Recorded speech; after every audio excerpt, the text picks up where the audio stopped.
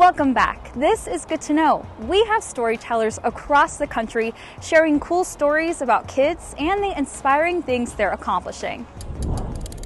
Woo! Biking in the bayou. It's the kind of fun the Peening kids have after their daily online learning with Lakota local schools. They can have lessons at picnic tables by lakes.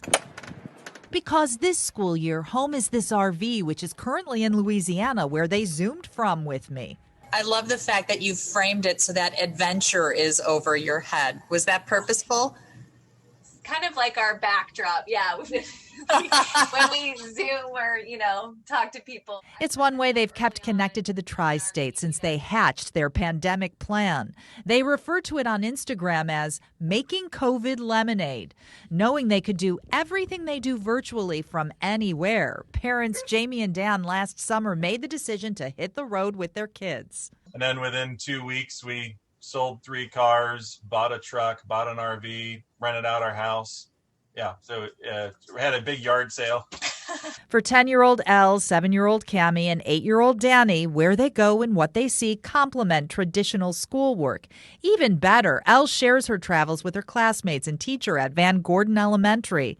In their Google Classroom, she leaves clues to where she is, and the other kids figure it out.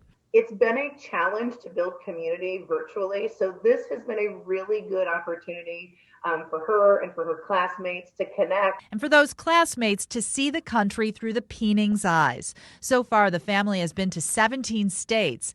After some repairs to the RV, they'll head west to Houston. They say they've had lots of high points so far, like being in Selma, Alabama on Martin Luther King Day. Just getting to go and see where the Civil Rights March was and just see all these things in history that you've learned about, and just being able to share that with the kids was really important to us as well. There are favorite outside the classroom learning moments too. Like how to do a fire from scratch. Like one day or something, I got a pocket knife and then we started whittling. Like just random facts about them, like Danny likes the color red, Cammie likes teal. Those little things mean so much and come from that precious commodity, spending time together. It's just, it's something I'll never forget, and I will never regret taking this time with them to do this trip. And just expanding their worldview is important, and it's been such a gift to be able to do that.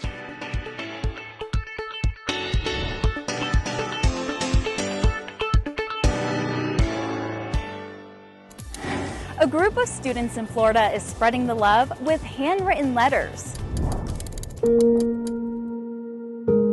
Thank you for everything you do. I hope I can meet you someday. Dear all doctors and nurses, I know you make people happy and feel great. All of you work together and believe in yourself. 8-year-olds writing appreciation notes, not just to COVID-19 healthcare workers at JFK Medical Center, but to the patients they care for. I know you are in the hospital, so I hope you feel better.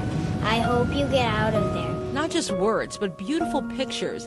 This one, the colors of the sky in a sunset.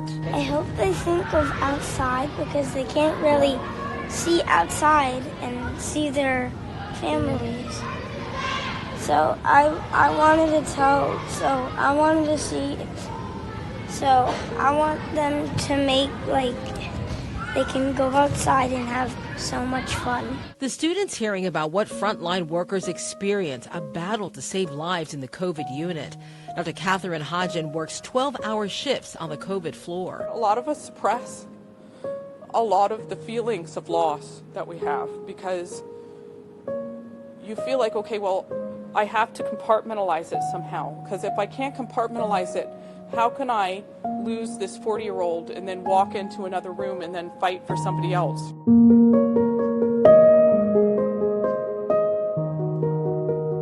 The doctor was given a box full with more than 100 notes of encouragement. Within the hour, they were delivered to the hospital. A nurse choked up with emotion. Dear doctors and nurses, thank you for all that you do. Thank you for being so brave and keeping us safe. I hope you stay safe. Thank you for helping people with COVID. Thank you for being so brave and kind. You're being such a role model. Another healthcare worker reading to a patient. We got this letter for you from a third grader, and I would like to read it to you. It says, "Dear friend, I hope you can see your family and friends very soon." Frontline workers thankful that they're appreciated. Nice drawing. I hope you don't get sick. Thank you for all that you do. I will be praying for you.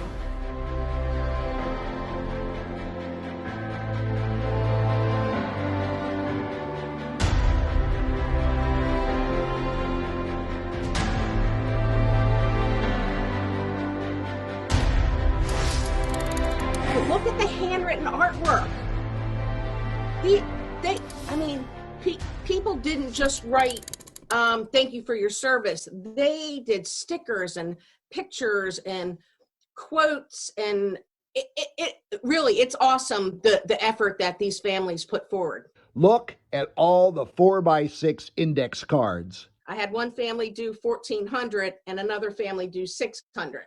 The Cape never lost touch with Lieutenant Chris Hudson, who started at Cape St. Clair Elementary just minutes from the Naval Academy, and now strangers are sending cards to his super carrier oceans away. I was like, well, how many people are on the ship? And then I found out there's like 5,000. Emerson and her 4th grade class at St. John's in Severna Park all took part. I wrote, thank you for your service and all your sacrifices. I wrote, stay safe, and I decorated it with like blue hearts. We are limited in our service project options at school this year because of the pandemic. So this was a perfect job for us. This one says, don't limit your challenges, challenge your limits. And then on the back it says, thank you for your service. And then it says, greatness only becomes real when the hustle is real. You rock. A glass isn't half empty. A glass is refillable. And let your journey begin. There's so much more that's good to know. We're honoring a hero. I pretty much love everyone in my family, and I'm happy that I saved them. His story is good to know.